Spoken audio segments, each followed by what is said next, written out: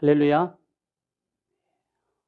오늘 또 거룩하고 복된 주일, 이렇게 성전에 나와서 하나님 앞에 영과 진리로 예배드리는 사랑하는 성도 여러분 모두 위에 하나님의 크고 놀라운 은혜와 능력과 축복이 함께 하시기를 주님의 이름으로 축원합니다. 우리 옆에 앞뒤에 보면서 함께 예배드리기 위해서 기쁘고 감사합니다. 다시 한번 우리 영혼이 잘됨 같이 범사가 잘 되시기 바랍니다. 아멘. 아멘. 지난주에 저녁 기도에 창세기 6장의 말씀을 보았습니다. 6장의 말씀을 보면서 참 많은 은혜를 받았는데 노아가 나와요. 노아가 나오고 세상이 어떻게 됐냐면 전혀 희망 없는 세상이 되어버렸습니다. 하나님께서 희망이 없는 세상이 어떻게 되느냐 보니까 모든 사람들이 부패하고 부패해 버렸습니다. 하나님이 어떻게 얘기하시냐면 내가 사람 지은 것을 한탄한다. 내가 사람을 지어놓고 근심한다. 이렇게 말씀을 하셔요. 그런데 6장 8절에 가서 그러나로 이렇게 시작을 해요. 그러나 노아는 하나님의 은혜를 입었더라. 세상의 죄악이 가득 차버리는 것을 보고 하나님이 한탄하면서 근심했지만 그래도 그런 중에 노아가 있었더라는 거예요. 여러분, 우리 세상을 살아가면서요, 참 희망이 없다는 얘기를 많이 하죠. 그런데 그런 중에서도 하나님의 은혜가 임함으로 우리 모두 희망을 품고 또 하나님께서는 우리에게 미래와 희망이라고 말씀하신 이 말씀을 우리 마음에 품고 은혜 가운데에서 살아갈 수 있기를 주님의 이름으로 축원합니다.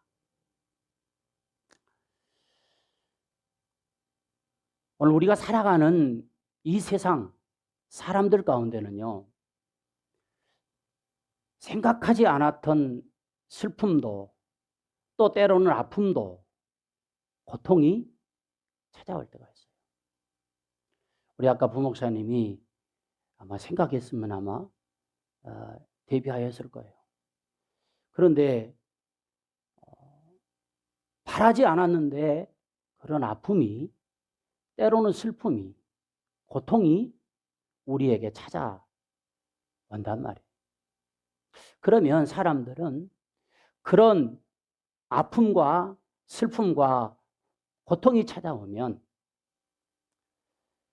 절망 가운데서 그냥 삶을 포기해버리는 그런 사람이 있어요.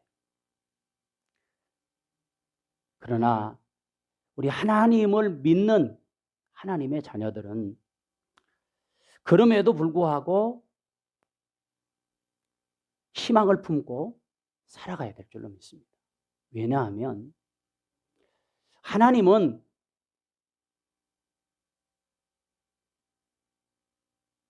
재앙이 아니라 뭐라고 그랬어요?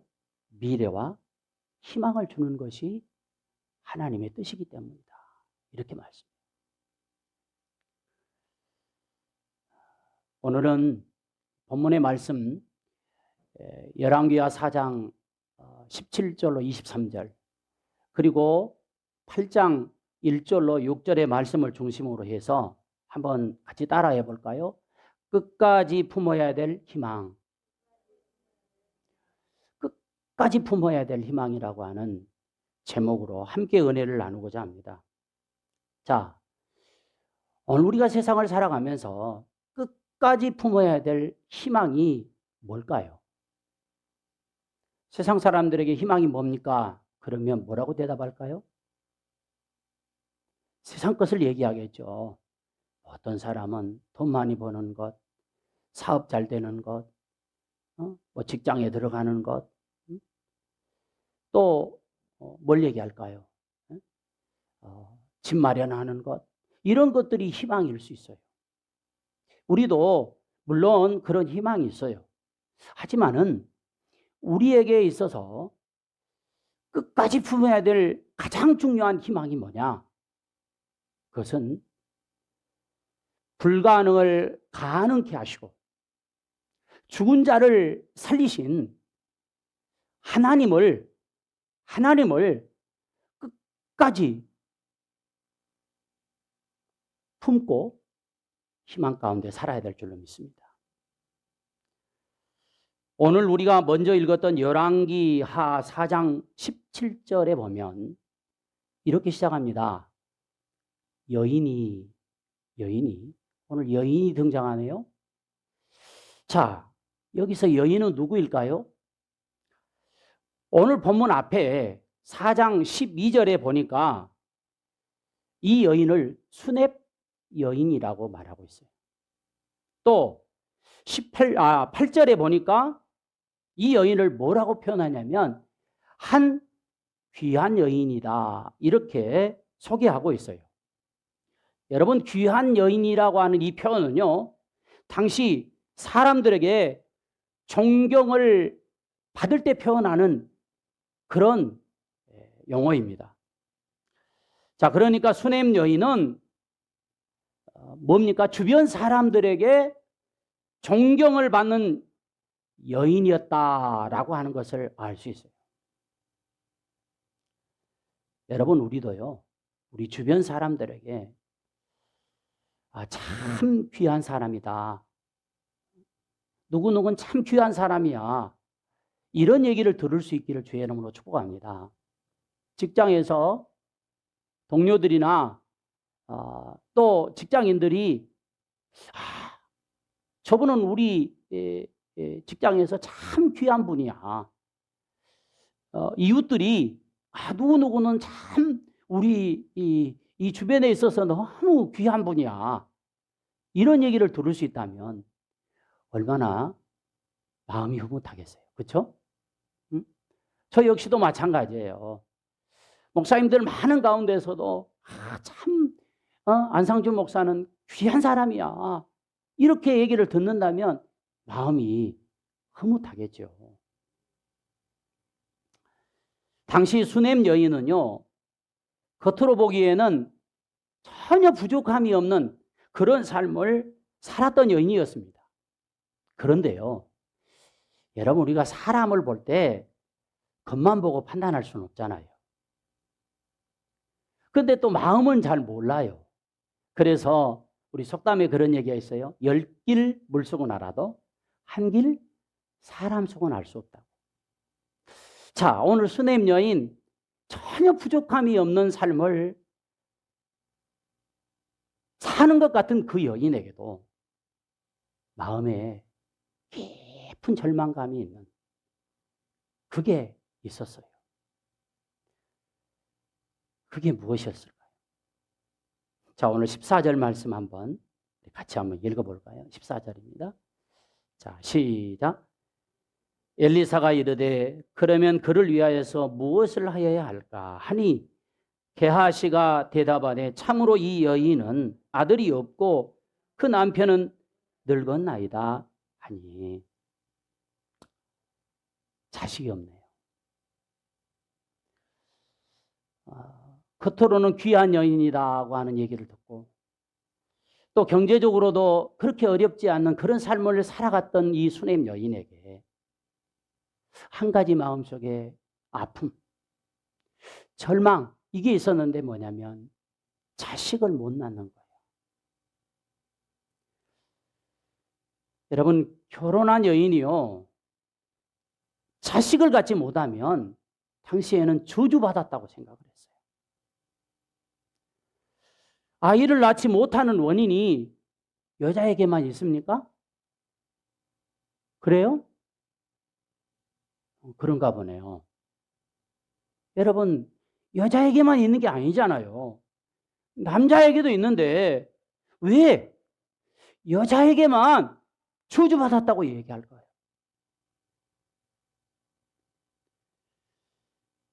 그래서요, 여성에게만 원인이 있다고 생각을 하고 아이를 낳지 못하면 사회적으로 수치를 당하고 정말 아픔을 겪으면서 살았어요. 우리나라 조선시대에도 아이를 갖지 못하면 여인을 탓하면서 칠거지약에 포함시켜가지고 쫓아내는 것을 정당화시켜버렸습니다. 이 여인, 이 수냄 여인에게 더 절망스러운 것은 뭐냐면 14절 보면 남편은 어떻게 됐다고요? 나이가 얼마인지 나와 있지는 않지만 늙었다고 말씀을 해요. 자, 그렇다고 한다면 남편도 늙었어요. 아이를 갖지 못해요. 그러면 자식 낳는 희망을 지금 수냄 여인은 포기하면서 살았다라고 할 수 있어요. 그래서 16절에 보면 엘리사 선지자가요, 수냄 여인을 불러놓고 한 해가 지나 이때쯤에 네가 아들을 안을 것이다. 아들을 안을 것이다. 라고 말하니까 수냄 여인이 엘리사 선지자에게 뭐라고 얘기하죠? 하반절에 보니까 뭐예요? 계집종을 속이지 마옵소서. 계집종을 속이지 마옵소서. 이렇게 얘기하는 거예요. 남편이 늙었어요.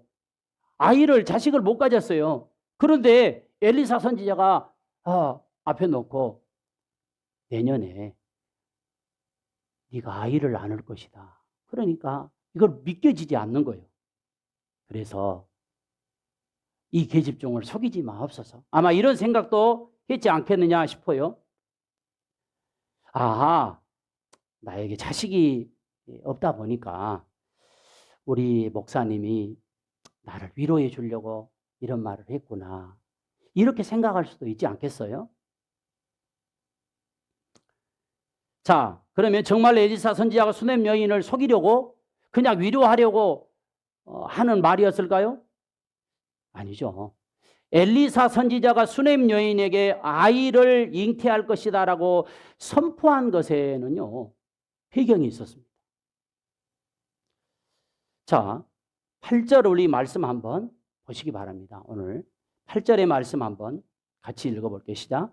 하루는 엘리사가 수넴에 이르렀더니 거기에 한 귀한 여인이 그를 강권하여 음식을 먹게 하였으므로 엘리사가 그곳을 지날 때마다 음식을 먹으러 그리로 들어갔더라. 여러분, 사람하고 진짜 가까워지는 것은 먹는 것을 통해서 좀 더 가까워지는 것 같아요.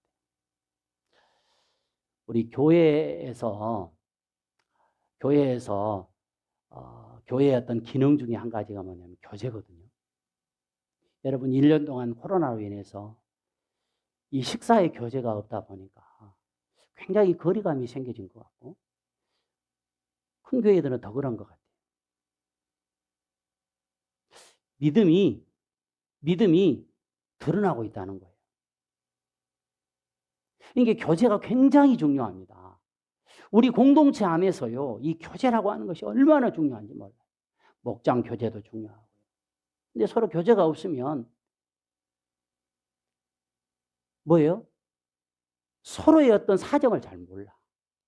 그래서 서로 기도해야 되는데 그 사정을 알면 기도하는데 그렇지 못하고 그냥 지나쳐 버릴 때가 많아요.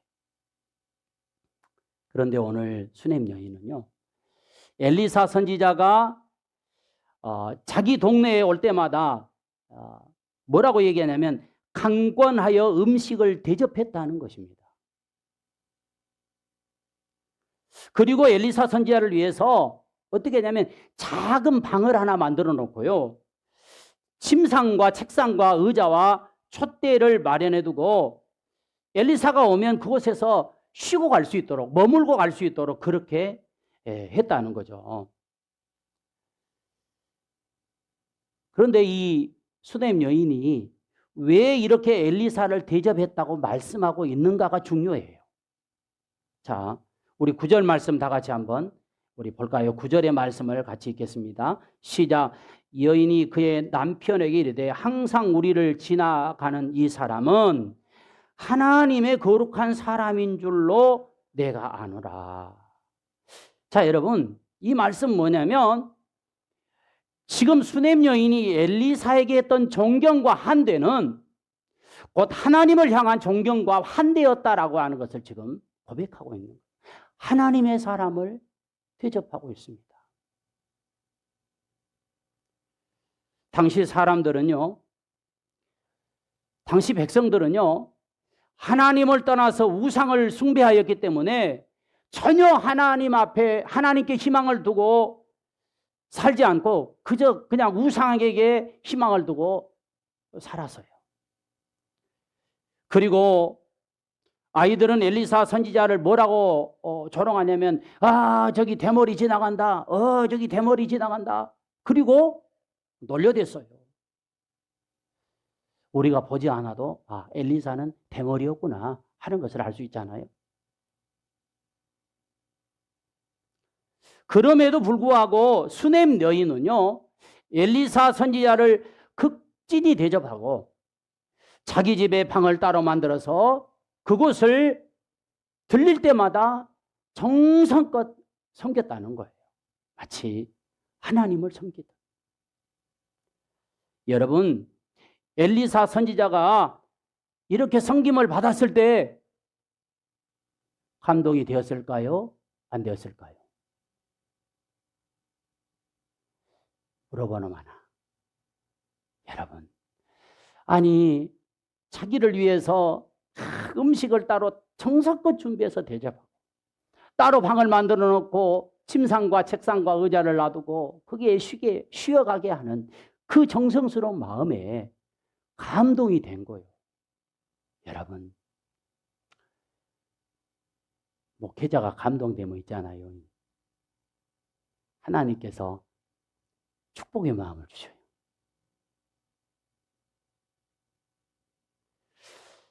자, 수넴 여인의 이런 섬김에 엘리사가 감동이 된 거예요. 그래서 하루는 자기의 종 게하시에게 야, 너 수넴 여인에게 가서 소원이 무엇인가 물어보고 와라. 지금 소원이 뭔가 물어보고 와라. 감동이 되니까. 그래서 종 게하시가 수넴 여인에게 아니 우리 선지자님께서 당신의 소원이 뭔가 물어보고 오라고 얘기하시네요. 그랬더니 이 수넴 여인이 아이를 낳고 싶어요. 이렇게 했으면 얼마나 좋겠어요.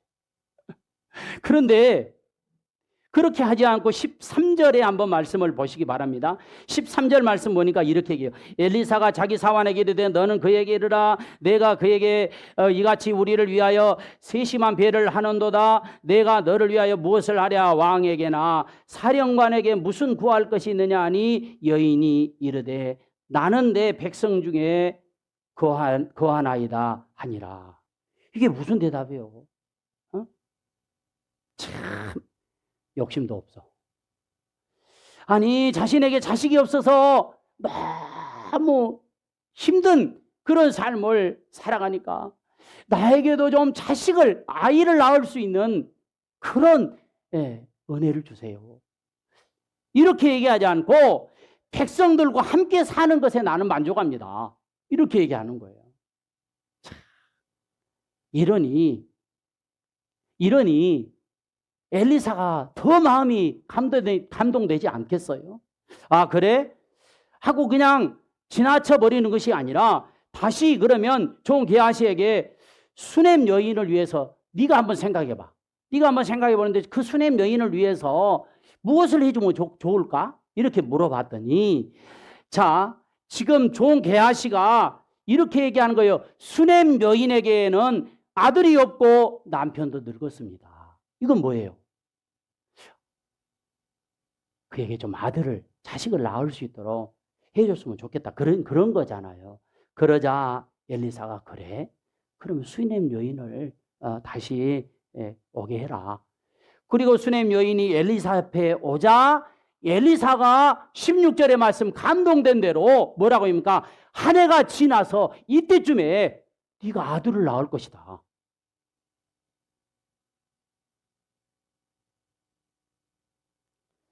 여러분, 우리가 이런 얘기 들으면요, 뭔 그런 일이, 아니 남편도 늙었고 아기를 못 낳는데 뭘 아기를 가질 수 있다고 얘기하나?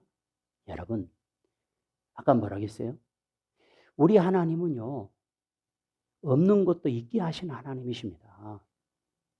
자, 엘리사 선지자 이 말이 어떻게 되었나요? 17절 말씀 우리가 읽었잖아요. 뭐라고 그랬어요? 시작. 여인이 과연 잉태하여 한 해가 지난 이때쯤에 엘리사가 여인에게 말한 대로 아들을 낳으니라. 할렐루야. 아니 아들이 진짜 나왔어요.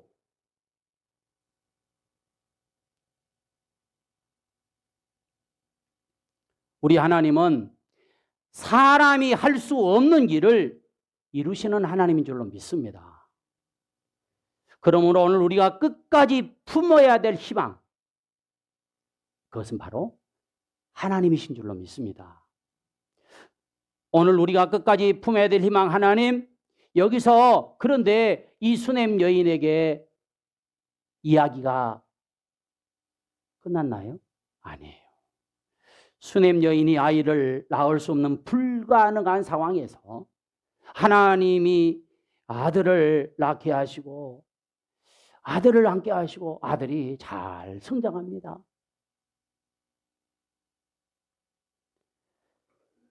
여러분, 이 수냄 여인에게 뭐가 희망이었을까요? 자나깨 나 자식. 이놈 늙어서 낳은 자식 얼마나 귀해요. 그렇죠? 여러분, 우리 명절에 손주들이 오면 이뻐요, 안 이뻐요? 이뻐. 근데 같이 살면요, 오래 살다 보면 또 말 안 들으면 또 미울 때가 있어. 그런데 가끔 이렇게 보면 그렇게 이쁠 수가 없어. 아이고, 이놈의 새끼 그냥 막, 아이고, 눈에 넣어도 안 아까운 그냥, 안 아픈 아이. 막 그러면서 이렇게 하잖아요. 응? 저도 예전에 보니까요, 우리 큰놈 낳아놓고 이렇게 안고, 조금 해갖고 안고 이렇게 있는 사진이 있더라고. 막 내가 웃고 있어. 얼마나 이뻤으면, 아이고, 안고 막 그렇게 했을까. 근데 다 부모의 마음, 할머니, 할아버지의 마음이 다 그러지 않겠어요? 근데 오늘 수냄 여인도 늙어서 아이를 낳았으니까 얼마나 귀엽겠어요? 어? 그런데 그렇게 잘 자라던 아이가 어느 날 아버지 농장에, 일하고 있는 아버지 농장에 갑니다. 그런데 19절에 보니까 갑자기 아이가요, 아이고 내 머리야, 아이고 머리야, 아이고 머리야 이렇게 얘기하는 거예요.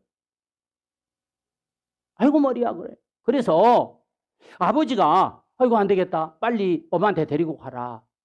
그래서 이 아이를 엄마한테 데리고 가서 엄마 무릎에 앉혀놓고, 여러분, 아이고 머리야, 아이고 머리야. 여러분, 내 손은 약손, 내 손은 약손. 부모들 그러잖아요, 옛날에. 네. 그런데 아이가 낫지 않는 거예요. 얼마나 간절히 기도했겠어요. 이러다가 어떻게 되면 어쩌나 하고 그렇게 간절히 기도했는데 세상에, 낮까지 어머니 무릎에 앉아있는 아이가 죽어버린 거예요. 여러분 한번 생각해 보세요. 얼마나 절망이 됐겠어요.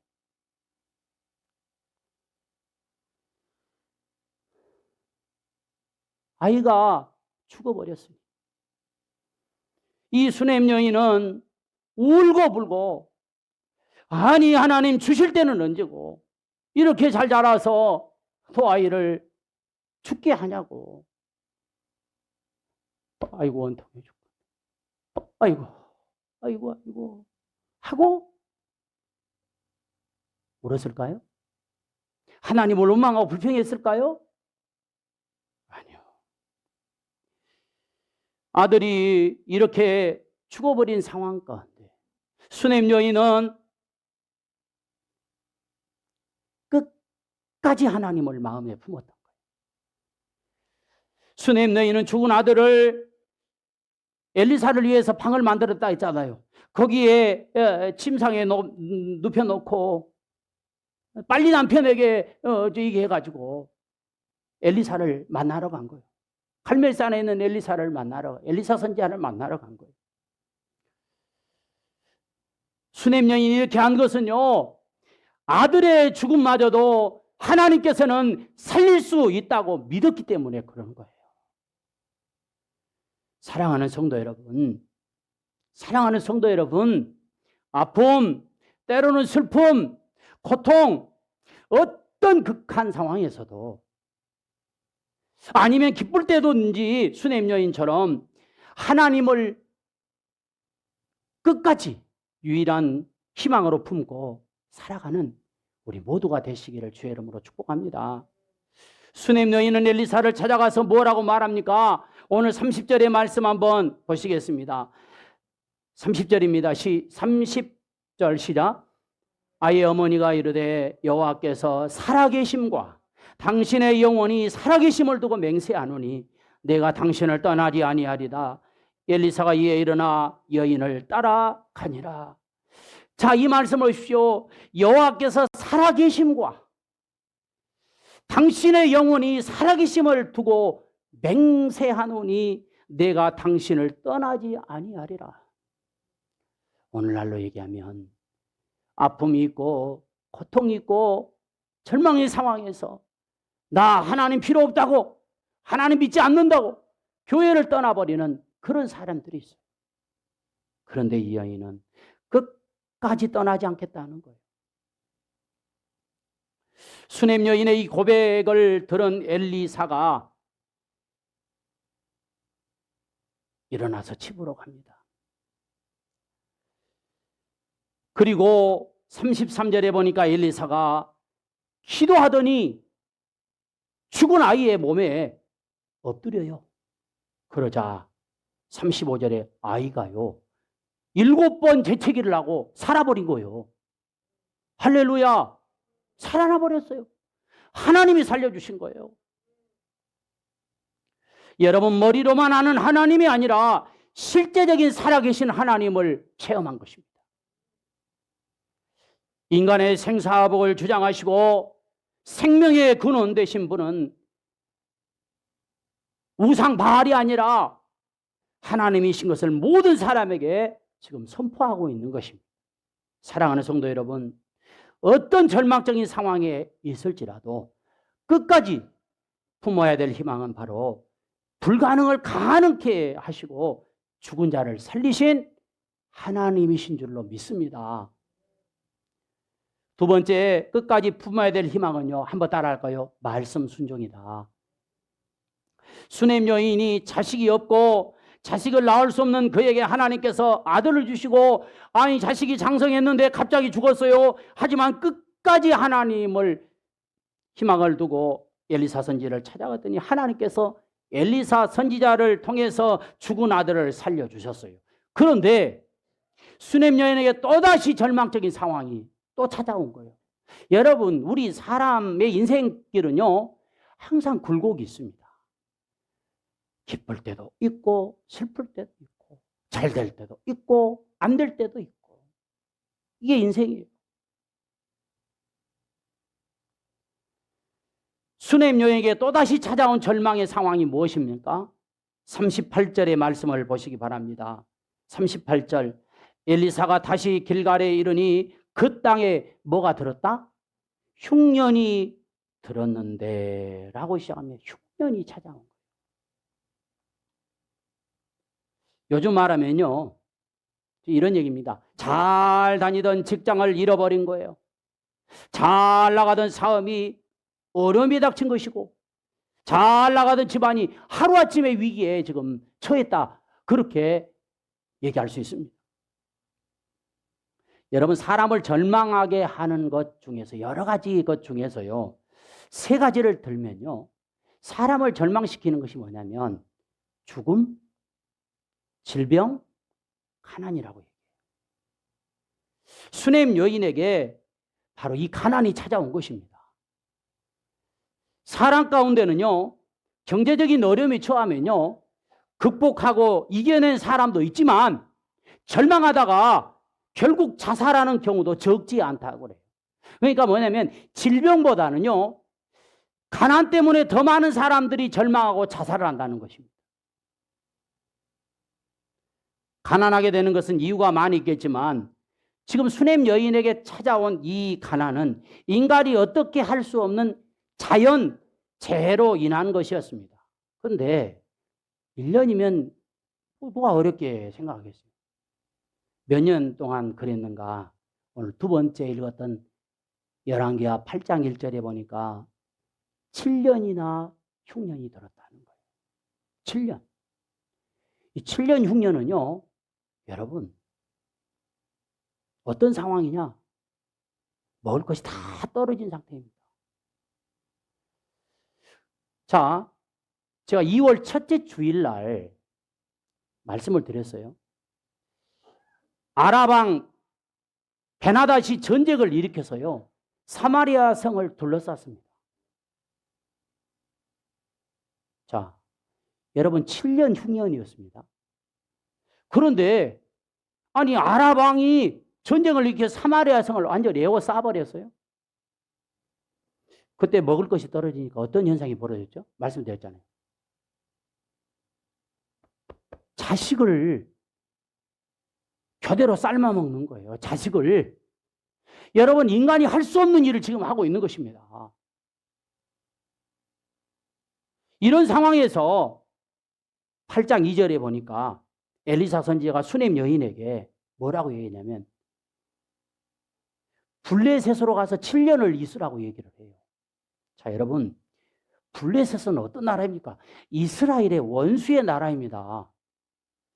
그리고 수넴 여인에게 블레셋은 아무런 생활 근거가 있지 않는 곳이었습니다.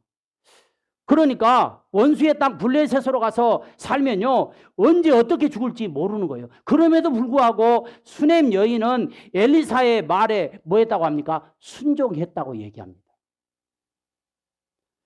수넴 여인은 말씀 순종이라는 희망을 품고 온 가족이 7년 동안 블레셋 땅으로 가서 살았어요.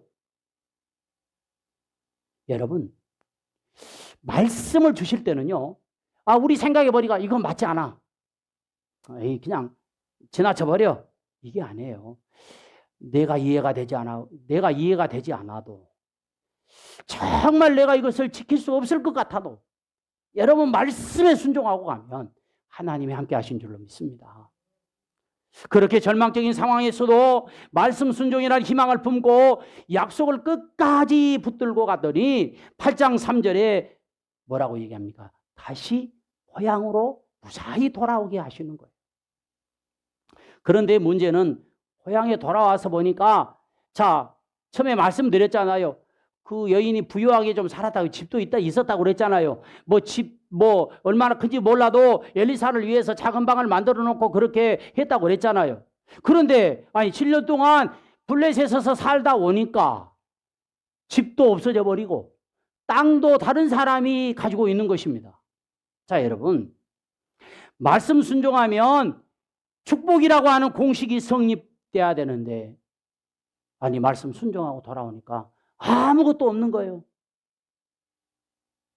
여러분, 이럴 때 사람들은요, 낙심하고 절망하면서 말씀 순종의 희망을 걸었더니 하나님이 축복을 주시는커녕 이렇게 어려움을 주신다고 하나님을 떠나버릴 수도 있어요. 그런데 이 여인은 끝까지 하나님을 놓지 않았습니다. 기록에는 없지만 고향에 돌아왔을 때 사람들이 어떻게 생각하고 말했습니까? 7년 동안 언약의 땅을 버리고 원수의 나라 블레셋에 가 소식이 없더니 이제 와서 자기 집 내놓으라 간다고, 자기 땅 내놓으라 간다고 이렇게 아마 얘기했지 않겠는가. 수넴 여인이 7년을 블레셋에서 보내는 동안에 수넴 여인의 집과 땅을 차지한 사람이 자기 권리를 주장하는 거예요. 이런 상황은요, 아브라함이 말씀에 순종하여 갔는데 가뭄이 찾아온 것과 같은 것입니다. 예수님의 제자들이 말씀에 순종하여 갈릴리 호수에서 배를 저어서 가는데 폭풍이 찾아온 것입니다. 때로는 우리도요, 말씀에 순종하고 가는데 어렵고 힘든 일이 찾아올 때가 있어요. 기도하라고 했는데, 기도했는데도 불구하고 문제는 해결되지 않고 질병도 치료되지 않고 그대로 있는 거예요. 바울이 말씀에 순종하여 갔는데 감옥에 들어간 겁니다. 베드로가 말씀에 순종해서 말씀을 전했는데 사람들이 막 이를 갈고 죽이려고 합니다. 그럴 때 끝까지 말씀 순종이 희망이라는 사실을 믿고 살아가는 우리들이 되시기를 주님의 이름으로 축복합니다. 수넴 여인은 순종하여 7년을 블레셋에 있다가 돌아와서 보니까 집과 땅이 다른 사람에게 넘어가 있는 거예요. 그래서 수넴 여인이 자기 집과 전토를 찾기 위해서 어떻게 합니까? 3절 하반절에 보니까 왕에게 나갔다고 얘기하는 거예요. 참 수넴 여인이 지혜로운 것 같아요. 그때 마침 엘리사 선지자의 종 게하시가 왕 곁에 있다가 이 수넴 여인의 사연에 대해서 왕에게 소상히 말을 해주는. 그러자 8장 6절 같이 한번 읽어보겠습니다. 8장 6절이에요. 8장 6절. 자, 시작. 왕이 그 여인에게 물으매 여인이 설명한지라 왕이 그를 위하여 한 관리를 명하여 이르되 이 여인에게 속한 모든 것과 이 땅에서 떠날 때부터 이제까지 그의 밭의 소출을 다 돌려주라 명령한 것입니다.